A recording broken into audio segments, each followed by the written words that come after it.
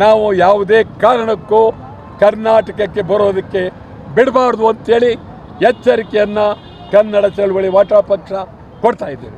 ಕ್ಷಮೆನೇ ಕೇಳದೆ ಉದ್ಘಾಟನ ಮಾಡ್ತಾರಂಥದ್ದು ಸರ್, ಕ್ಷಮೆ ಕೇಳಲ್ಲ ಅಂತ ಹೇಳ್ತಾ ಇರೋಂಥದ್ದು. ಹೌದೌದು, ಅವನು ಕ್ಷಮೆ ಕೇಳಲ್ಲ ಅಂತ ದುರಾಂಕಾರದಲ್ಲಿ ಹೇಳಿದ್ದಾನೆ. ಇಡೀ ದೇಶದ ಇತಿಹಾಸದಲ್ಲಿ ಹಿಂದೆ ಒಬ್ಬ ಕಟ್ಟಪ್ಪನ್ ಅವನು ಕ್ಷಮಾಪಣೆ ಕೇಳ್ದ, ಬಹಿರಂಗವಾಗಿ ಚಿತ್ರದಲ್ಲಿ ಮಾಡಿದ್ದೀವಿ ಅಂತೇಳಿ ಕ್ಷಮಾಪಣೆ ಕೇಳ್ದ. ಇವನು ದುರಾಂಕಾರಿಯಲ್ಲಿ ದುರಾಂಕಾರಿ, ಕೊಂಗ. ಇದು ಸರಿಯಲ್ಲ. ಕ್ಷಮಾಪಣೆ ಕೇಳಲೇಬೇಕು. ಕ್ಷಮಾಪಣೆ ಕೇಳುವವರೆಗೂ ಕರ್ನಾಟಕದ ಜನ, ಕನ್ನಡ ಪರ ಹೋರಾಟಗಾರರು ಬಿಡಲೇಬಾರ್ದು, ಹೋರಾಟ ಮಾಡಬೇಕು. ಕರ್ನಾಟಕ ಸರ್ಕಾರದ ಜವಾಬ್ದಾರಿ ಭಾಳ ಜಾಸ್ತಿ ಇದೆ.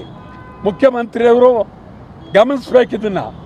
ಅವನ ಕ್ಷಮಾಪಣೆ ಕೇಳಲ್ಲ ಅಂತ ಹೇಳಿದಾಗ ನೀವು ಕಾನೂನು ಇಲಾಖೆ ಮೂಲಕ ಅವನ ಮೇಲೆ ಮೊಕದ್ದಮೆ ದಾಖಲೆ ಮಾಡಬೇಕು. ಅವನ್ನು ಕರ್ನಾಟಕದ ನ್ಯಾಯಾಲಯಕ್ಕೆ ಕರೀಲೇಬೇಕು. ನಾವು ಯಾವುದೇ ಕಾರಣಕ್ಕೂ ಕರ್ನಾಟಕಕ್ಕೆ ಬರೋದಕ್ಕೆ ಬಿಡಬಾರ್ದು ಅಂತೇಳಿ ಎಚ್ಚರಿಕೆಯನ್ನು ಕನ್ನಡ ಚಳವಳಿ ವಾಟಾ ಪಕ್ಷ ಕೊಡ್ತಾ ಇದ್ದೀವಿ. ಕ್ಷಮೆನೇ ಕೇಳದೆ ಉದ್ಘಾಟನ ಮಾಡ್ತಾರಂಥದ್ದು ಸರ್, ಕ್ಷಮೆ ಕೇಳಲ್ಲ ಅಂತ ಹೇಳ್ತಾ ಇರೋಂಥದ್ದು. ಹೌದೌದು, ಅವನು ಕ್ಷಮೆ ಕೇಳಲ್ಲ ಅಂತ ದುರಾಂಕಾರದಲ್ಲಿ ಹೇಳಿದ್ದಾನೆ. ಇಡೀ ದೇಶದ ಇತಿಹಾಸದಲ್ಲಿ ಹಿಂದೆ ಒಬ್ಬ ಕಟ್ಟಪ್ಪನ್ ಅವನು ಕ್ಷಮಾಪಣೆ ಕೇಳ್ದ, ಬಹಿರಂಗವಾಗಿ ಚಿತ್ರದಲ್ಲಿ ಮಾಡಿದ್ದೀವಿ ಅಂತೇಳಿ ಕ್ಷಮಾಪಣೆ ಕೇಳ್ದ. ಇವನು ದುರಾಂಕಾರಿಯಲ್ಲಿ ದುರಾಂಕಾರಿ, ಕೊಂಗ. ಇದು ಸರಿಯಲ್ಲ. ಕ್ಷಮಾಪಣೆ ಕೇಳಲೇಬೇಕು. ಕ್ಷಮಾಪಣೆ ಕೇಳುವವರೆಗೂ ಕರ್ನಾಟಕದ ಜನ, ಕನ್ನಡ ಪರ ಹೋರಾಟಗಾರರು ಬಿಡಲೇಬಾರ್ದು, ಹೋರಾಟ ಮಾಡಬೇಕು. ಕರ್ನಾಟಕ ಸರ್ಕಾರದ ಜವಾಬ್ದಾರಿ ಭಾಳ ಜಾಸ್ತಿ ಇದೆ. ಮುಖ್ಯಮಂತ್ರಿಯವರು ಗಮನಿಸ್ಬೇಕಿದ್ದನ್ನು. ಅವನ ಕ್ಷಮಾಪಣೆ ಕೇಳಲ್ಲ ಅಂತ ಹೇಳಿದಾಗ ನೀವು ಕಾನೂನು ಇಲಾಖೆ ಮೂಲಕ ಅವನ ಮೇಲೆ ಮೊಕದ್ದಮೆ ದಾಖಲೆ ಮಾಡಬೇಕು. ಅವನ್ನು ಕರ್ನಾಟಕದ ನ್ಯಾಯಾಲಯಕ್ಕೆ ಕರೀಲೇಬೇಕು. ನಾವು ಯಾವುದೇ ಕಾರಣಕ್ಕೂ ಕರ್ನಾಟಕಕ್ಕೆ ಬರೋದಕ್ಕೆ ಬಿಡಬಾರ್ದು ಅಂತೇಳಿ ಎಚ್ಚರಿಕೆಯನ್ನು ಕನ್ನಡ ಚಳವಳಿ ವಾಟಾ ಪಕ್ಷ ಕೊಡ್ತಾ ಇದ್ದೀವಿ. ಕ್ಷಮೆನೇ ಕೇಳದೆ ಉದ್ಘಾಟನ ಮಾಡ್ತಾರಂಥದ್ದು ಸರ್, ಕ್ಷಮೆ ಕೇಳಲ್ಲ ಅಂತ ಹೇಳ್ತಾ ಇರೋಂಥದ್ದು. ಹೌದೌದು, ಅವನು ಕ್ಷಮೆ ಕೇಳಲ್ಲ ಅಂತ ದುರಾಂಕಾರದಲ್ಲಿ ಹೇಳಿದ್ದಾನೆ.